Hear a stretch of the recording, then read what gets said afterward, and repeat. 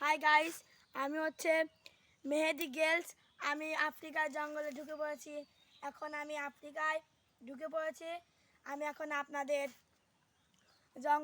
আফ্রিকার জঙ্গল থেকে কীভাবে বের হতে হবে সেটা আমি এখন বলবো আপনাদের।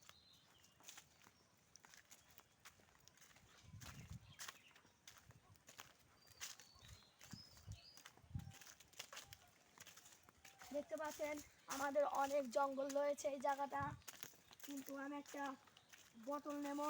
আপনাদের যদি এখানে কিছু একটা এই গর্ত থাকে, সেখান থেকে আমরা পানি পেতে পারি।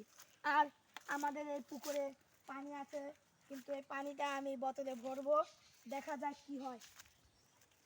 আপনারা আমাদের সাথে থাকুন, আমি পানিটা ভরবো।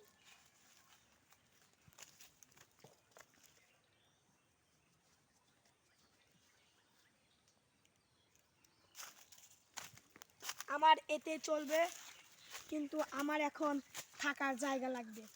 আমি এখন আফ্রিকার জঙ্গলে এসেছি।